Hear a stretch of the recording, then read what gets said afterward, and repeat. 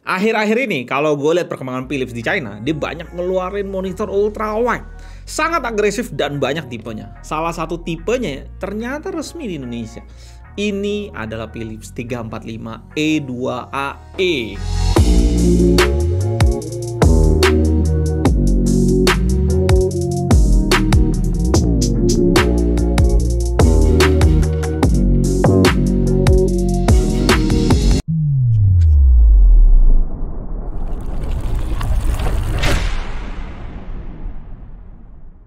Selamat datang di GTD, channel paling canggih di 2021. Segmen ultrawide ini bisa dibilang termasuk lini yang baru banget dari Philips. Launch-nya barengan sama gaming 144Hz VF flat-nya di kode 242E1A dan 272E1A. Dan pastinya udah kita review juga kemarin. Video gue taruh card di atas kalau kalian mau nonton. Langsung aja kita ke dusnya. Dusnya warna putih, klasik dus Philips. Dan tentunya kalau kalian beli monitor ini, kalian dapetin t-shirt Philips. Sayangnya random ukurannya. Jadi ya terima aja lah ya.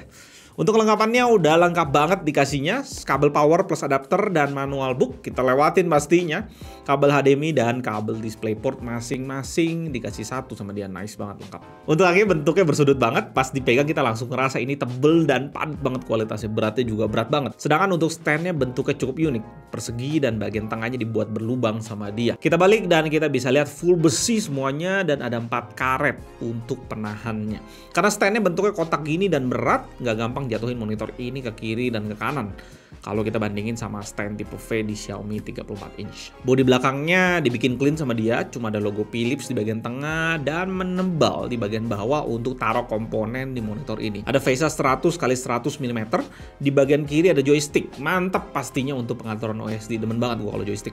Dan bagian kanan ada port yang sayangnya ngadep ke belakang dan pastinya akan mentok ketika kalian pakein bracket di monitor ini. Dan juga dia kan di kakinya ada kayak sedikit extension buat itu ya, kabel management. Dipakai juga nggak ada estetika sama sekali karena enak dilihat ya. Portnya udah lengkap banget di sini, DC in, 2 HDMI 2.0 dan HDMI ini udah support 75Hz di WQSD resolusi monitor ini. Satu DisplayPort 1.2, satu port audio out 3,5 mm jack dan terakhir port audio in. Bagian bawah kalian bisa lihat 2 lubang kiri dan kanan. Ini tempat keluar sound dari speaker 2x3 watt di monitor ini yang kualitasnya kita tes sama-sama. Jadi di Windows dan OSD gue 100-in kualitasnya seperti ini.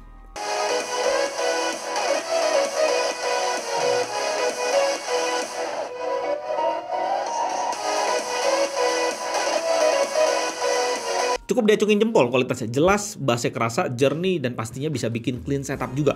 Cocok lah dengan ultrawide kayak gini yang memang dikhususkan untuk kerja. Bagian depan tentunya udah bezel-less lah ya di 2021 dengan tebel triset bezel-nya di 0,8 cm. Kalau kalian perhatiin dari tadi dan sadar, kalian pasti nggak ngeliat lubang keluaran panas di monitor ini.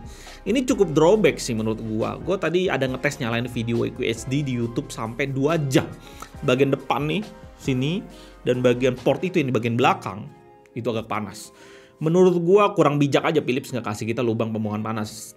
Melihat resolusinya ini gede banget, pixelnya banyak banget. Estetika dari depan sih bisa gue bilang biasa aja, kayak kotak aja gitu. Standnya nggak ada desain kesan mewah gimana-gimana. Kita masuk ke spek lengkap monitor ini di website Philips. 34 inch IPS panel flat, resolusinya WQSD atau 3440x1440p dengan refresh rate 75Hz. Aspek rasio 21:9 dengan brightness 250 nits dan kontras 1000:1. Color gamut diklaim NTSC 106,8% dengan sRGB 120,3%. Support FreeSync dan G-Sync compatible via DisplayPort, dan panel bit depth-nya kita bisa lihat di display specification.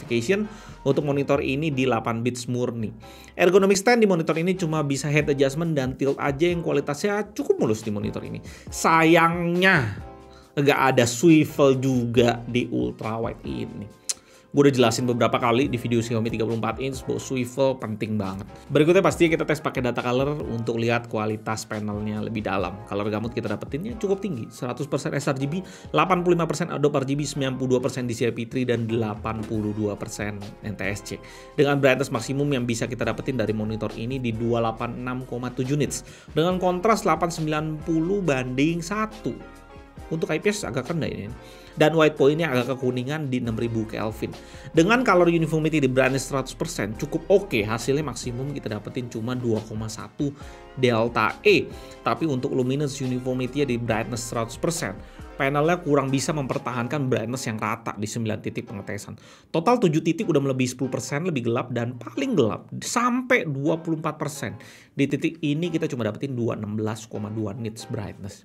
Color akurasinya cukup akurat, average-nya udah di bawah 2 delta E di 1,57 dengan max-nya di 2,51 delta E. Setelah dikalibrasi maksimumnya malah naik ke 3,04 delta E, tapi average-nya turun jauh ke 0,64 delta E. Kita bisa lihat hampir semua warnanya di bawah 1 delta E. Overall rating dari data color kasih ke monitor ini sebelum dikalibrasi di 4,0 poin.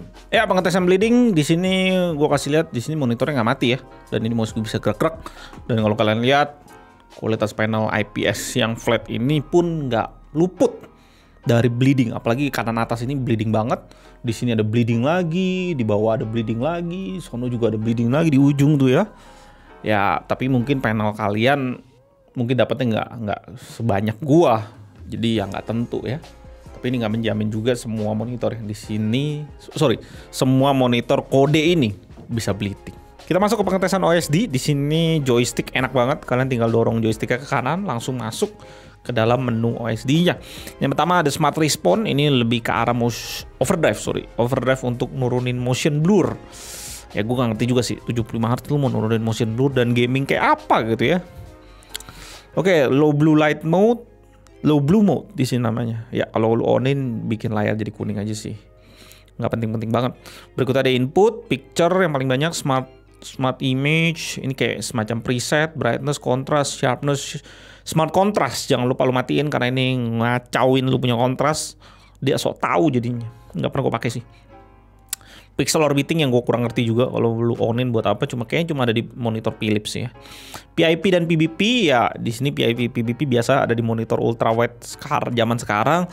PIP itu picture in picture, jadi kayak satu layar gede ini dipakai di HDMI 1, layar kedua ada di HDMI 2 dibikin kecil di sini, lu terserah lu taruh di kanan atas terserah. Nah, sedangkan PBP itu bagi ini jadi 2, biasanya tuh bisa bagi jadi 4. Di kanan HDMI 1, di kiri HDMI 2, yang membuat resolusi jadi aneh karena 21:9 itu kalau dibagi 2, 21-nya jadi 10,5 banding 9, dan nggak tahu sih ada resolusi kayak gitu, aneh banget jadinya. Kalau lu pernah nyobain di ultrawide akan sangat aneh banget. Itu mungkin buat kepepet kali, orang-orang buat kepepet. Panel size bisa lu ganti di sini jadi inches yang di bawahnya 29 nggak ada, cuma ada 24, 34 di sini langsung. Atau 1:1 aspek ya. Audio di sini ada volume, standalone. Nah, di standalone ini lu bisa, standalone ini apa ya? Lebih ke arah sendiri kayaknya. Lu colok aja ke audio in ya. Nah, di sini ada audio source-nya, lu bisa pilih juga mau ngambil DDP atau HDMI 2. Kalau lu butuh, dia masih kasih itu. Berikutnya ada color, biasanya gue pilihnya user define karena biasanya ada beberapa monitor yang punya brightness jadi lebih terang kalau lu pakai user. Itu biasa di monitor lain custom gitu ya. Language berikutnya nggak penting, OSD juga nggak penting, setup yang paling penting reset resolution notification. Oh, on off aja nggak penting. Monitor ini bisa kita dapetin di harga 7 juta pas dengan garansi Philips 1 tahun full dan 2 tahun sisanya cuma cover service aja, walaupun dia sebutnya 3 tahun ya, dipecah sama dia. Dan pastinya gue sebutin saingan untuk monitor ini. Ada LG 34 GL750 di 6,9 juta, LG 34 WN80C 9,3 juta, ini 34 inch ultrawide IPS, USB Type-C juga. Gigabyte G34 WQC 8,9 juta, 34 inch ultrawide VA. Xiaomi 34 inch 6-7 juta, ini non resmi, 34 inch ultrawide VA curve terbaik. Mungkin kalau gua baru selesai review LG 34 WN80C, baru review Philips ini akan jadi ultrawide yang sangat menarik. Tapi karena gue udah lihat monitor dengan value to performance tertinggi di kelas ini, yaitu Xiaomi 34 inch, agak sulit sebenarnya untuk melihat monitor ultrawide lain menjadi worth it. Karena memang Xiaomi 34 inch itu benar-benar spot terbaik dan menjadi titik kunci patokan untuk menilai monitor ultrawide lainnya. Tapi mungkin Philips ini bisa menjadi jawaban buat kalian yang mau pakai monitor ini dengan resolusi WQSD ini untuk ngedit, tapi nggak mau ngedit di monitor curve karena ada ilusi ya bahwa garis lurus itu ikutan jadi curve. Walaupun saat kita pakai monitor ini yang sebelah gue ini, leher kita akan jauh lebih keras kerjanya karena monitor selebar ini dan sebesar ini akan membuat kita lebih sering mainan leher kita dibanding kalau kita pakai ultrawide Xiaomi di 1500R yang ada curvaturnya. Yang gue cukup sebel adalah Philips matok monitor ini mahal banget di Indonesia. Karena kalau gue cek monitor ini di jd.com, monitor ini cuma di harga 2399 RMB dengan kurs sekitar 2000-an. Monitor ini sebenarnya cuma 4,8 juta sampai 5,5. Dan kalau gue bandingin sama Xiaomi per video ini dibuat, itu harganya 2299. Ya, segmen kedua monitor ini mirip. Tapi kalau gue disuruh milih tanpa pikir panjang, gue akan dan pasti milih Xiaomi. Apalagi garansi Philips resmi di Indonesia juga cuma 1 tahun panelnya. Gue rasa beli Xiaomi nggak resmi pun tetap akan lebih menarik karena 144 Hz di monitor ini jadi nilai yang sangat mahal kalau kita bandingin 75 Hz doang di Philips ini. Belum lagi gue ngomongin desain dan lain-lain. Apakah worth it monitor ini? Semua tergantung kebutuhan kalian masing-masing. Lu butuh garansi tapi dapetin 75 Hz? Ambil Philips. Nggak butuh garansi dan dapetin segalanya lebih baik dari Philips ini? Tentunya kalian udah tahu jawabannya harus milih siapa. Gue Eldin dari GTID, sampai jumpa di video berikutnya nanti.